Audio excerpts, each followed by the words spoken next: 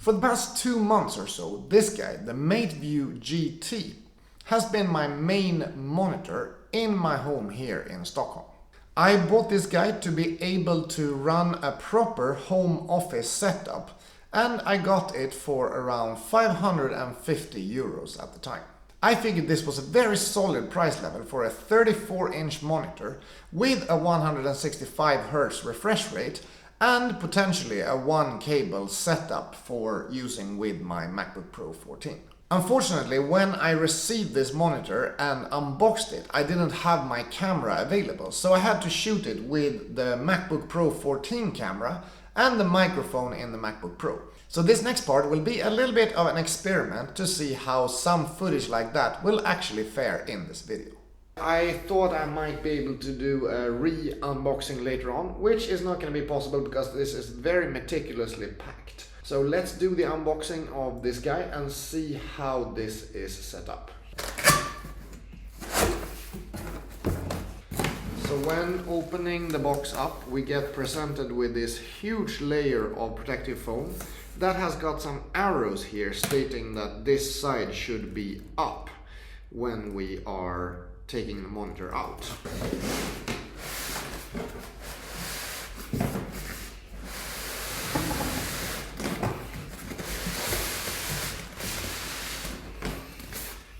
Taking this part out, we have some of the accessories all wrapped up here. It says there's power cable, that there's USB cable, and documentation in there. After getting that out, we have the next part here, which is a protective piece that is covering up the arm, I believe. And since this guy comes with a built-in soundbar, the arm should be a little bit heavier and bigger compared to most other monitors on the market. Let's get this stuff off of it. I actually thought that this soundbar part would be a little bit bulkier, but this is a super tiny soundbar. I mean, it's probably gonna make some decent audio, and it's not gonna look too bulky on the desk, which I appreciate a lot. We're putting the arm in place right there as the first piece of this new desk setup. Next up, we're gonna take off this giant layer of protective foam, and then we get into the monitor itself. And it is wrapped up facing down, so let's see how it says here. Okay, it says that we are supposed to put the monitor stand onto the monitor while it is lying down here, and then we're gonna put it up with the stand on it. So that's an interesting way to mount a monitor that I haven't done before, but it makes sense. Then we'll make sure that nothing gets destroyed in the process. An interesting thing here is that there's some kind of power connector right there. It's not something I'm used to seeing on these, but I'm guessing that's to transfer power down to the soundbar, and maybe audio down to the soundbar, of course, as well. Okay, so we're just gonna put that in there, and it clicks into place, and it seems to sit very firmly. So let's see now if we can lift this up.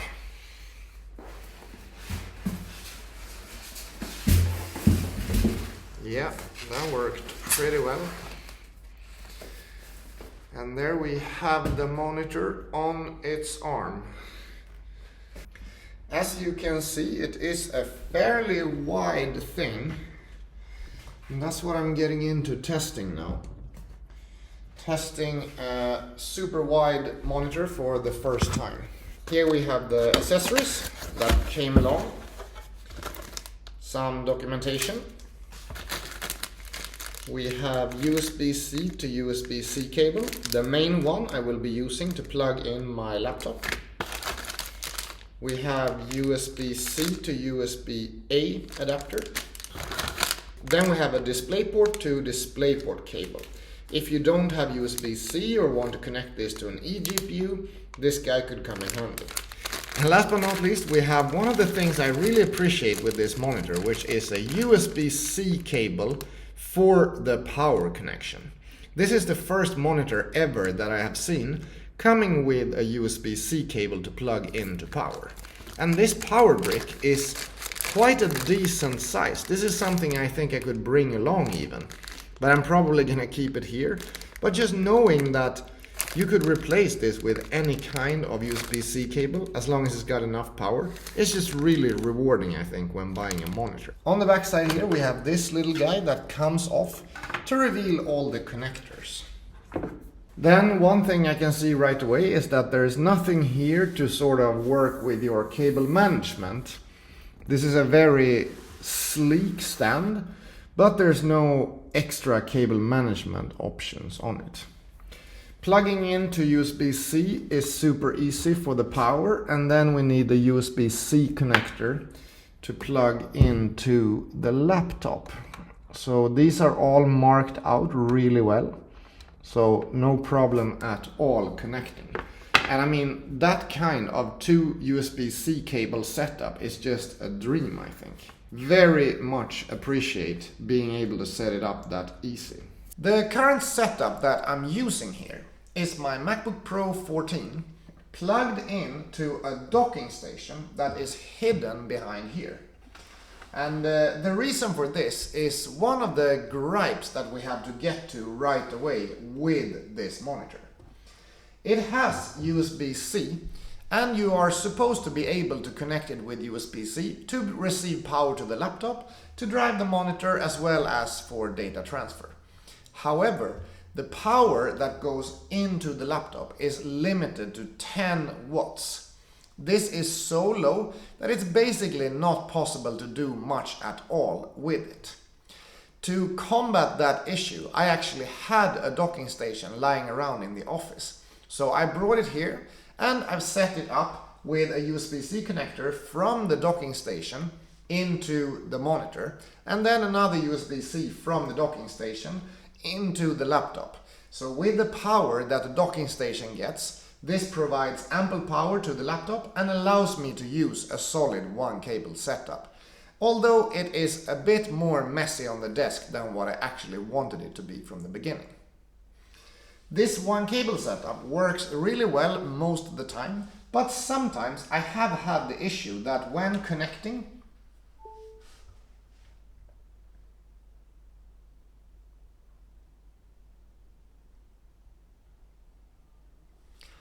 as you can see there, the screen doesn't start back up.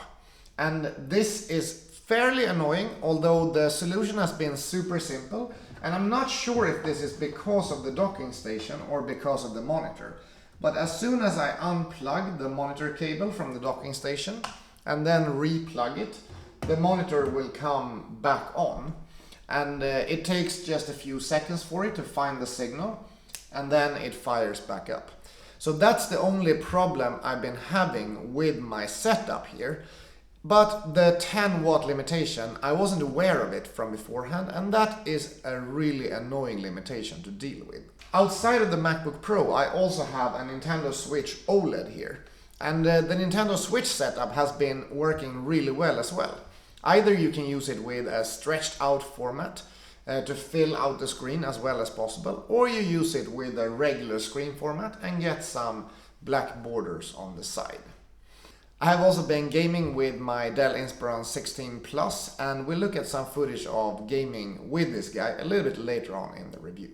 This is a 34-inch monitor with a 165 Hz refresh rate and a 350 nit brightness. It has a resolution of 3440 x 1440 pixels. This means it's a Quad HD monitor, which is one of the most common resolutions when it comes to the ultra-wide category. Is there any backlight bleed in this monitor? I have been testing it in an as dark environment as I could, but unfortunately right now in Sweden it's very hard to get it dark enough anywhere. And I have windows all around in my different rooms, so getting a proper dark environment is actually hard. I'm testing it here with my backlight bleed test video, and I have to say that there is no visible backlight bleed, and there hasn't been at any point. And then remember that sometimes when watching a movie, for example, or playing a game in regular resolution, you have black borders on the side, so any backlight bleed should be pretty visible in those scenarios. It has a foot that includes a speaker, and the speaker also has a volume control that is touch enabled and has this RGB light in it. Except this RGB light that I don't see most of the time, I would say that the looks of this monitor is very sleek. It is very nice to have this blend in with this kind of vintage desk and aesthetics that I have on the work area here in the flat. The monitor weighs in at 9.5 kilos, so it's not a very lightweight monitor by any means. The aspect ratio of the monitor is 21:9, so the classic ultra-wide kind of aspect ratio. I hadn't been working with a 21:9 aspect ratio before I got this monitor, so this is the premiere for me to use ultra-wide. And I have to say that I am positively surprised by the experience of doing that. Another thing I wasn't fully aware of before I got the monitor was whether it was a matte or a glossy display.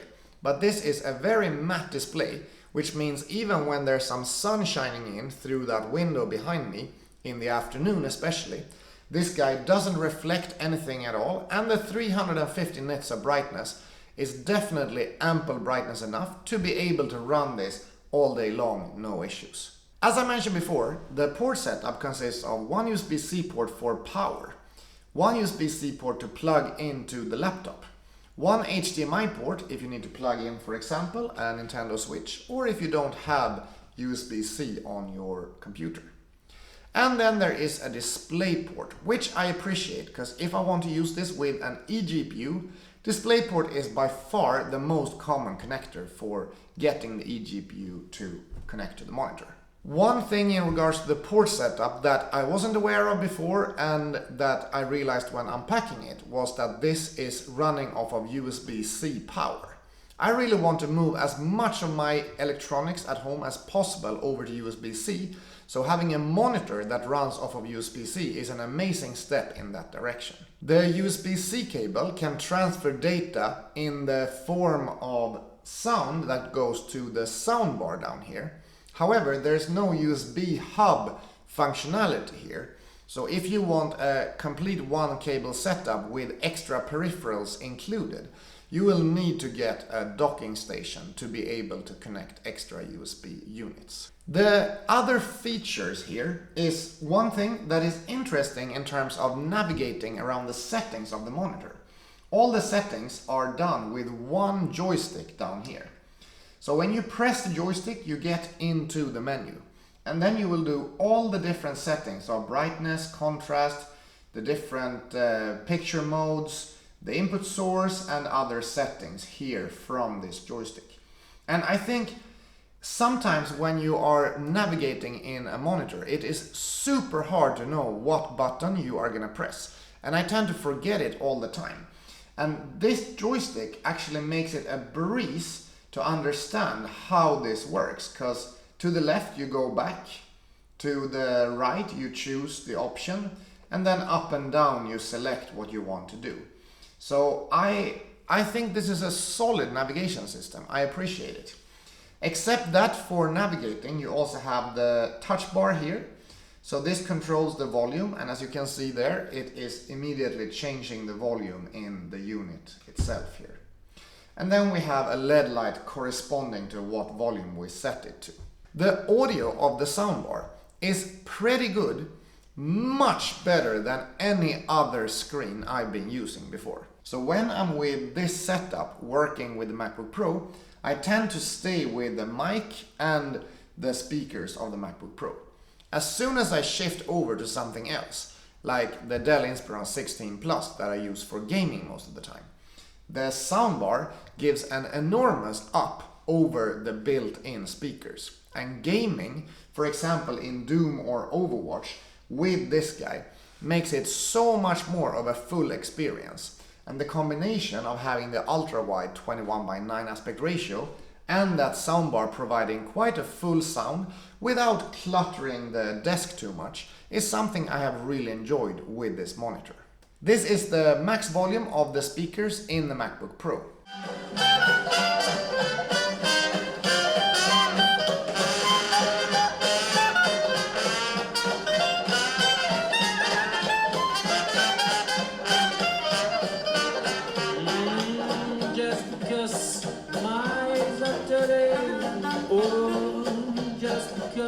Here is the max volume of the soundbar.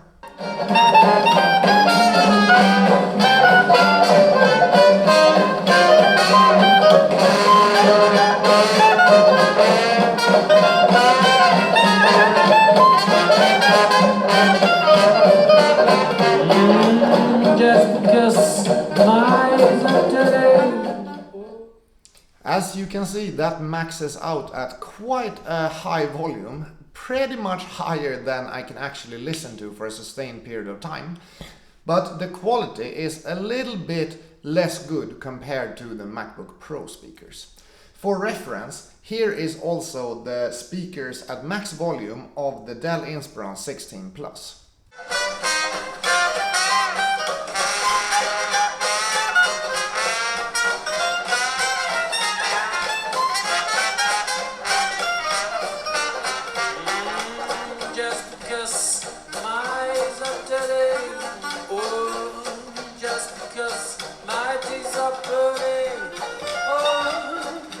And as you can hear, there is a massive difference in the audio quality and volume of this PC compared to the soundbar in the Mateview. My main use case for this monitor has been my regular office work. I run a digital marketing agency and I work from here all the time when I'm in Stockholm. So I run all my different productivity tasks, everything from video editing of creatives to meetings and planning on this setup with this laptop and this monitor. And this has been working super well for me. I am so happy with having a bright enough monitor that is slightly curved, 21:9 aspect ratio, that gives me the possibility to have 3 windows properly visible at the same time, while I at the same time have some kind of communication software in the laptop screen. This is a true great setup that I have very few things to complain about, to be honest. There's actually just one thing when it comes to office work that sometimes get a little bit annoying. When I'm doing a presentation in a digital meeting, I prefer to have everyone's face in this screen, because that means when I look at someone, they will also see my eyes and my face looking into the camera. The presentation I prefer to have on the second screen, but when firing up a presentation here and sharing the whole screen, it becomes this very, very wide presentation and some black borders in the top and in the bottom. I have been instead sharing a tab or sharing a window instead of sharing the whole screen, but I'm just used to clicking all the way into sharing screen, so that's just been my preference in all other monitors I've been using, and so far I haven't come into any new setup and new habits when it comes to my screen sharing in meetings. Except that everything is pretty much working exactly the way I want it to.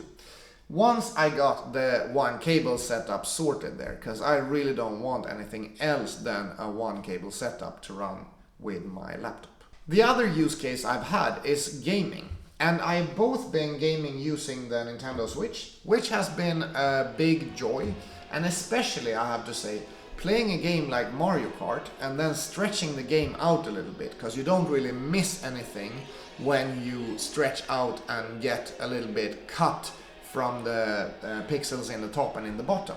I've had such good race with this guy, and I actually prefer using it that way over using it with the standard resolution. Then of course there are some games where it could be a little bit harder to use the stretched version or to change the resolution. But I have been playing Overwatch and I've been playing Doom, and I have to say that even in Overwatch, where I know that I lose some of the pixels top and bottom when I run 21:9, I still prefer that, because the immersiveness of the experience, just a feeling of having such a wide gaming experience, is worth it. And I don't play competitive that much, so I don't care that much for not seeing every single pixel on the screen. When running quick play, it's more about the full experience of playing the game. Doom I was playing on this guy, and I haven't really liked Doom before, but running it with this monitor together with the soundbar made it such an immersive and nice experience that I actually got completely stuck into Doom and played many hours in the game that I've never been able to do before because I just didn't enjoy the experience that much. One of the main things I was considering when buying this monitor was whether I should get a 21:9 or just a regular 16:9 or 16:10 aspect ratio monitor. I went for this because I wanted only one monitor on this desk.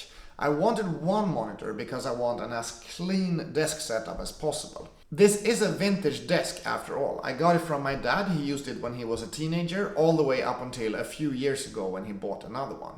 And I didn't want to clutter it with multiple monitors like I do with my desk in my office. So I wanted to have a different approach with an as clean setup as possible, only one screen, and then no external keyboard, just using the keyboard that is built into the laptop. Doing that also means I can run both the MX Master 3 together with the touchpad of the laptop, which is a combo that I really appreciate using and actually make use of every day, because I use the quick commands and the different swipes on the touchpad, and I use this for any regular work tasks as a regular mouse. To wrap things up here, I have to say that I will truly recommend the Mateview GT. Even though it doesn't fully work with a one cable setup out of the box, I think this is a proper good monitor experience for the money.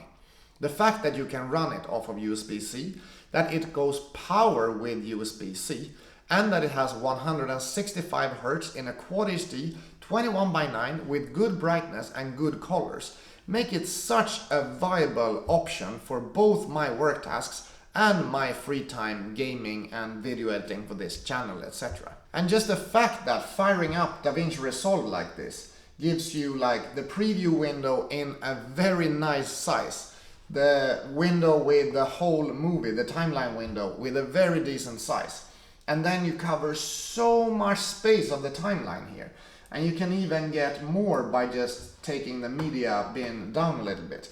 This amount of space on the timeline is just amazing to work with. And that goes for many other tasks as well. When running an Excel sheet, for example, that has a lot of columns, you just get so much overview, and I would not get that normally when I would be on a multiple monitor setup. I will be making a video comparing this guy to a regular monitor setup, and that would be the one that I have in my office. So I will be comparing ultra-wide to regular width of monitors. That video will be coming out sometime during summer, although I will be on vacation, so I won't have that much time to produce content now. If you have any questions about this monitor, you can find me in the comment section below, where I'm usually very active. And if you want to buy this guy, I'm going to try to put as relevant purchase links as possible down in the comment section below as well. I am W2Best, I make in-depth gear reviews and tutorials, and I will see you in the next video. Have a really nice day, bye bye!